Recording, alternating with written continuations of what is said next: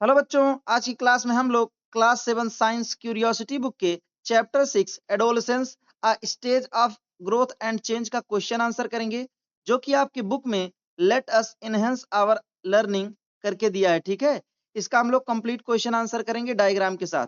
तो इसमें first question है, Ramesh an 11 year old boy developed a few pimples on his face. Ramesh जो कि 11 साल का लड़का है, उसके चेहरे पर कुछ पिंपल हो गए हैं। ठीक है, हिज मदर टोल्ड हिम, उसकी मम्मी उसे बताती हैं, that this is because of ongoing biological change in his body. तो उसकी मम्मी कह रही हैं ऐसा इसलिए हो रहा है क्योंकि तुम्हारे शरीर में फिजिकल चेंज हो रहे हैं। ठीक है, सॉरी, बायोलॉजिकल चेंज हो रहे हैं। तो इसमें फर्स्ट क्वेश्चन है, what could be the possible reason for the development of these pimples on his face. तो क्या पॉसिबल रीजन हो सकता है उसके चेहरे पे पिंपल होने का? तो इसके आंसर में हम लोग लिखेंगे possible reasons for pimples. Pimple के लिए पॉसिबल रीजन क्या क्या है, इसमें लिखेंगे ड्यूरिंग एडोलसेंस, एडोलसेंस के समय इंक्रीज्ड हार्मोनल सिक्रीशन स्टिमुलेट्स। तो हार्मोनल सिक्रीशन बढ़ जाते हैं, जो स्टिमुलेट करता है यानी आगे बढ़ाता है sebaceous gland and sweat glands to produce extra oil, जिसकी वजह से सेबेसियस ग्लैंड से ज्यादा तेल निकलता है, और स्वेट ग्लैंड यानी पसीने की जो ग्रंथियां होती हैं उसमें से भी, ठीक है, एक्स्ट्रा ऑयल निकलता है, इसलिए ऐसा होता है। आगे है, दिस एक्सेस ऑयल, यह ज्यादा तेल अलॉन्ग विथ डेड स्किन के साथ ब्लॉक स्किन पोर्स।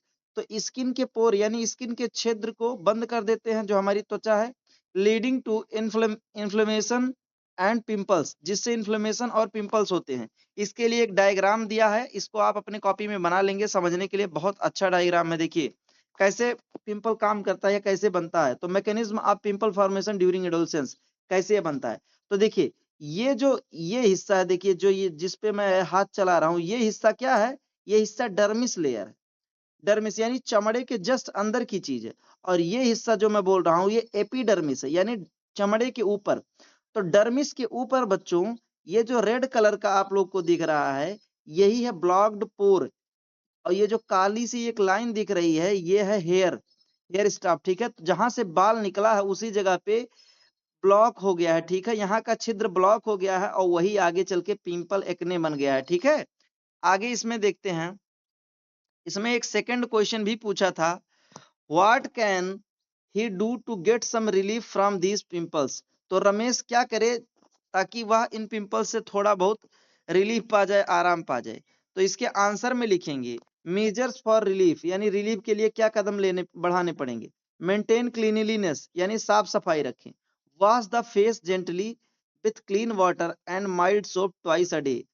चेहरे को दिन में कम से कम 2 बार बड़े ध्यान पूर्वक धोएं साबुन से। ठीक है, अवॉइड स्क्वीजिंग। ठीक है, स्क्वीजिंग, ठीक, देखिए, डू नॉट पिक पॉक और scratch pimples to prevent skin infection and prevent scarring. ठीक है, यानी पिंपल्स जो हुए हैं उनको तोड़ना नहीं है, रगड़ना नहीं है, ना उसको नाखून से काटना है। ठीक है, क्योंकि इनसे इन्फेक्शन बढ़ता है और परमानेंट स्कैरिंग हो जाती है, यानी हमेशा के लिए वहां पर कट जाता है, निशान छूट जाता है।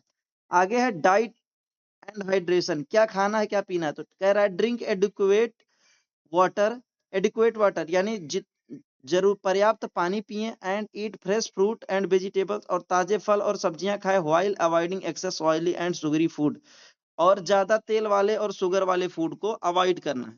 अगला है medical advice, consult a doctor, एक डॉक्टर से कंसल्ट करें, और डर्मेटोलॉजिस्ट या फिर एक चमड़े के रोग देखने वाले डॉक्टर से कंसल्ट करें, यानी बात करें पिंपल्स प्रसिस्ट और ओरसन। ठीक है, अगर पिंपल्स ज्यादा बड़े हो गए हैं या ज्यादा दिक्कत कर रहे हैं।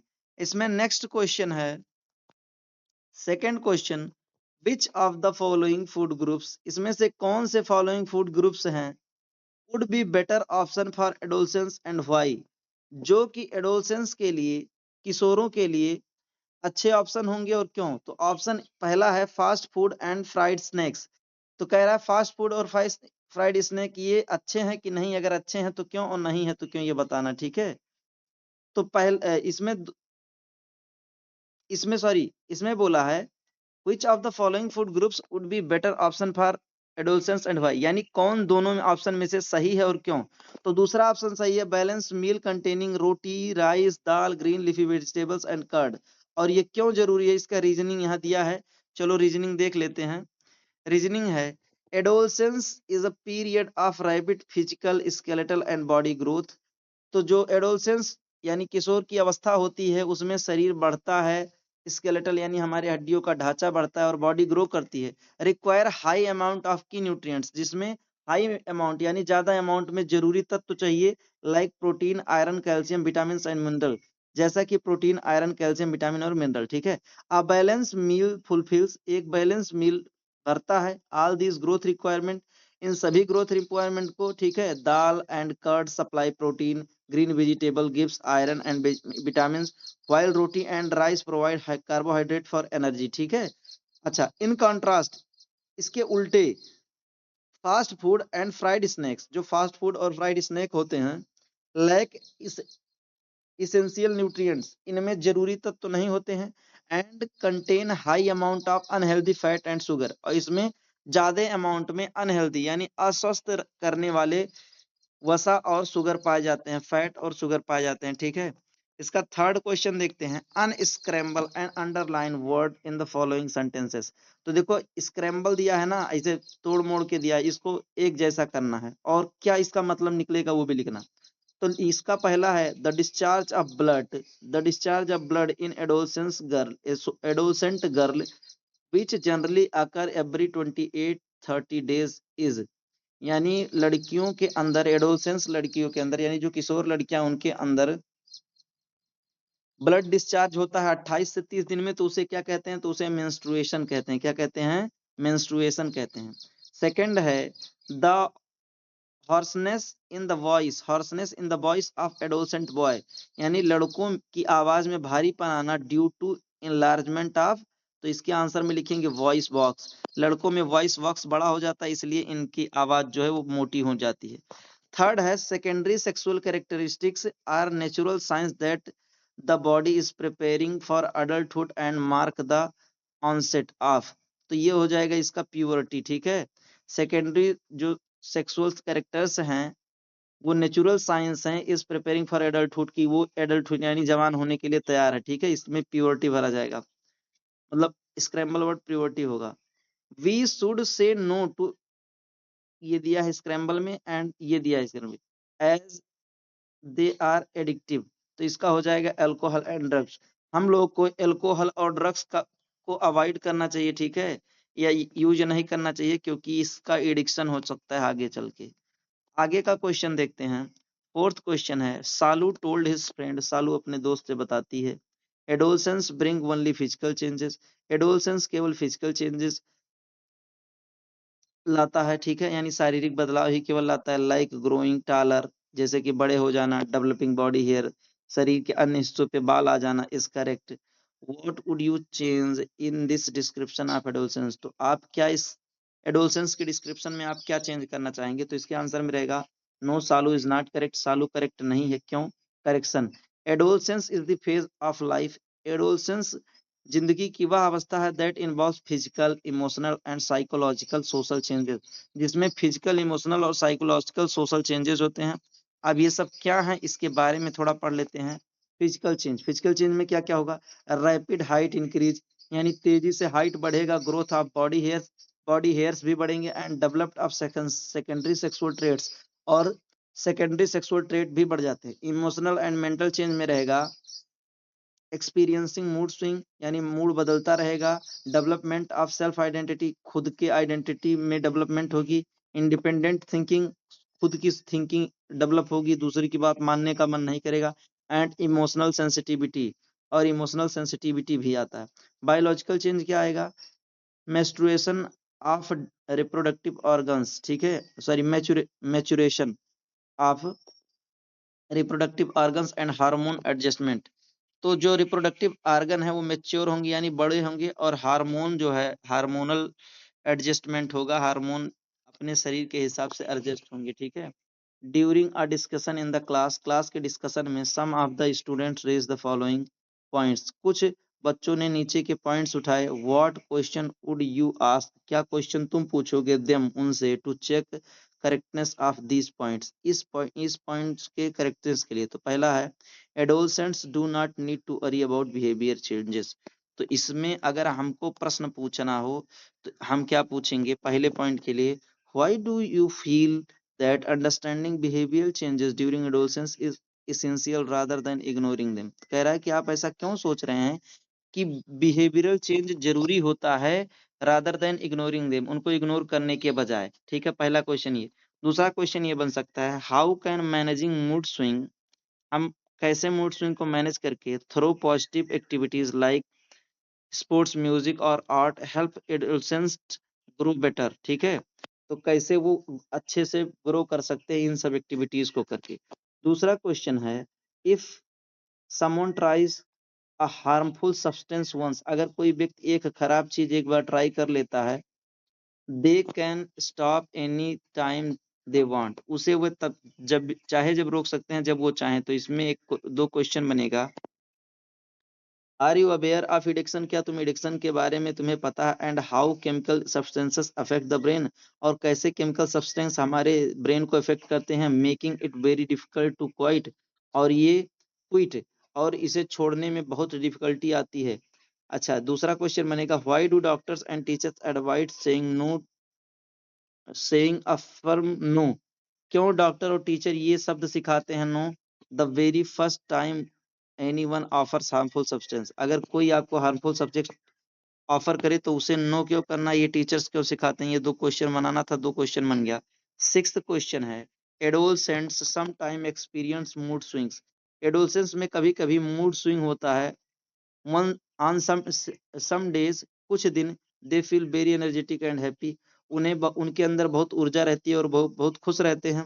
While on and other days, जबकि दूसरे दिन, दे मे फील लो, वो लो फील कर सकते हैं। What other behavioural changes can associated with these age, इस एज के साथ और कौन कौन से बिहेवियरल चेंज एसोसिएट है इसके बारे में बताना। तो लिखेंगे, बिसाइड्स मूड स्विंग्स, अदर यानी अलावा, मूड स्विंग के अलावा other common behavioural changes in adolescent include, तो इनके अंदर और भी बिहेवियरल चेंज होता है, जैसे स्पीकिंग इन सीकिंग इंडिपेंडेंस, ये आजादी चाहते हैं। A growing desire to make personal choice and take independent decisions, तो वो पर्सनल चॉइस मेंटेन करना चाहते हैं और खुद का डिसीजन खुद लेना चाहते हैं। अगला है पीयर इन्फ्लुएंस। ठीक है, placing higher importance on friend, friend पे ज्यादा इंपॉर्टेंस प्लेस करते हैं यानी दर्शाते हैं।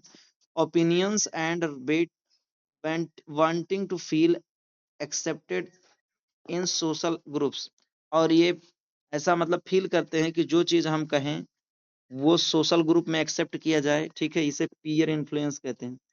Self exploration. ठीक है, डेवलपिंग डीप थॉट्स, इनके अंदर डीप थॉट पैदा होते हैं। अबाउट कैरियर गोल्स, कैरियर गोल को लेकर, आइडेंटिटी पहचान को लेकर, एंड पर्सनल वैल्यूज यानी खुद के महत्व को लेकर।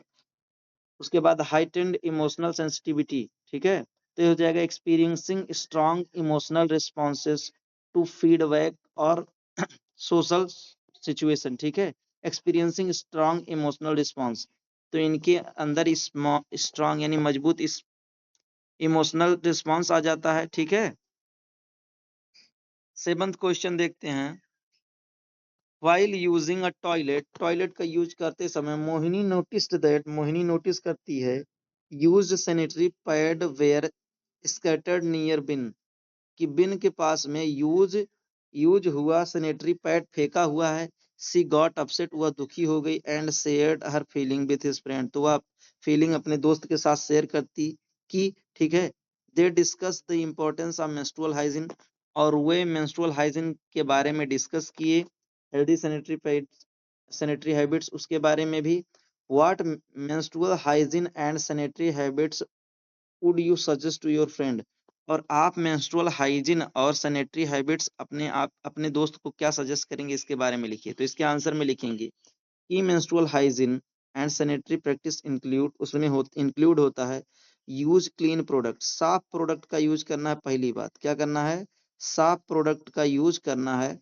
इसमें लिखेंगे यूज क्लीन सैनिटरी पैड, साफ सुथरे सैनिटरी पैड यूज करना है, और sterile cloth pads during periods, और साफ सुथरे पैड क्लोथ यानी कपड़े वाले पैड्स जब पीरियड आए, ठीक है। अगला है चेंज फ्रीक्वेंटली, यानी change pad every 4 to 6 hour, 4 से 6 घंटे पे पैड को चेंज कर दें to avoid bacterial infection and skin irritation, ताकि अगर बैक्टीरियल इन्फेक्शन हो या फिर स्किन इरिटेशन हो तो वो दूर हो सके। अगर उसके बाद है प्रॉपर डिस्पोजल, इसमें रहेगा रैप यूज्ड पैड, ठीक है।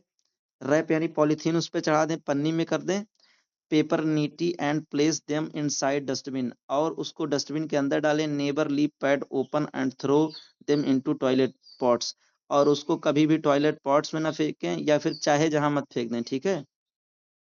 अगला है पर्सनल हाइजीन, क्लीन इंटीमेट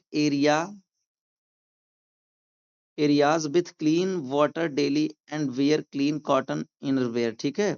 और क्लीन कॉटन इनरवेयर को पहनना चाहिए एक एडोलसेंट गर्ल को, ठीक है। और हमेशा ऐसे एरिया पे साफ सुथरे पानी से धुलना चाहिए, ठीक है।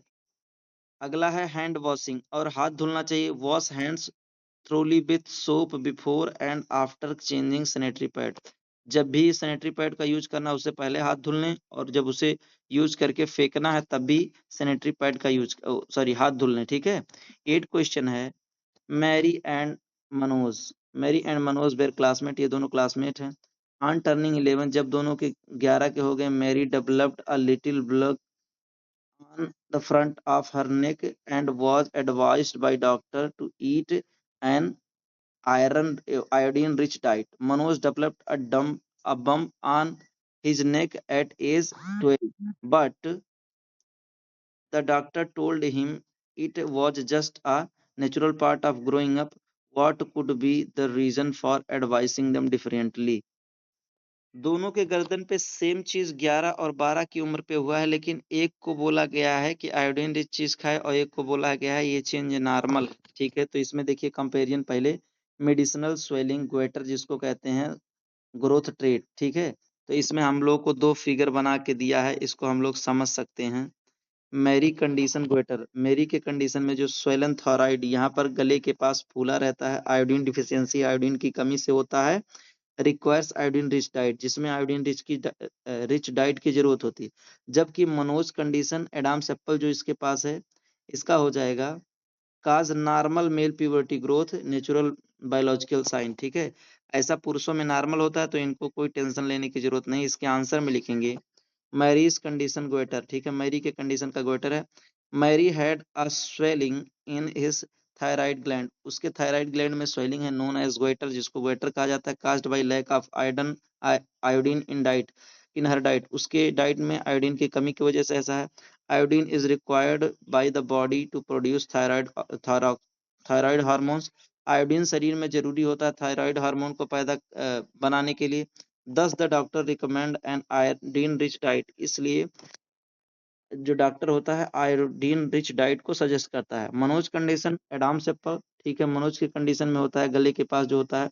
Manoj pump was Adam's apple, जो उसका निकला हुआ था वो एडम्स एप्पल था, which is caused by natural enlargement of voice box, जो कि लड़कों में वॉइस बॉक्स थोड़ा अपने आप बड़ा हो जाता है, ठीक है, ड्यूरिंग प्यूबर्टी, पुबर्टी के समय। It is normal physical sign, एक नॉर्मल फिजिकल साइन है ऑफ ग्रोथ, बढ़ने का, and require no medicinal treatment, और इसमें कोई भी दवा पानी की जरूरत नहीं है, ठीक है।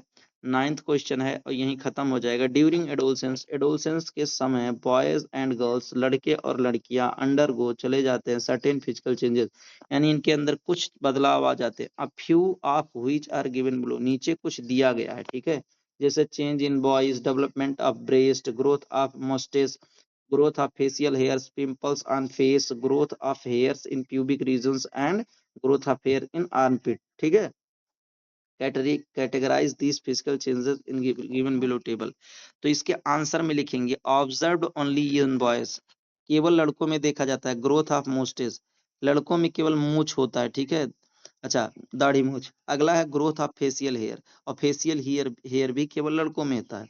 ऑब्जर्व्ड इन ओनली गर्ल्स, तो लड़कियों में ब्रेस्ट, ब्रेस्ट डेवलपमेंट होता है। ब्रेस्ट आप लोग को पता है, ठीक है, ब्रेस्ट डेवलपमेंट केवल लड़कियों में होता है, लड़कों में ऐसा नहीं होता।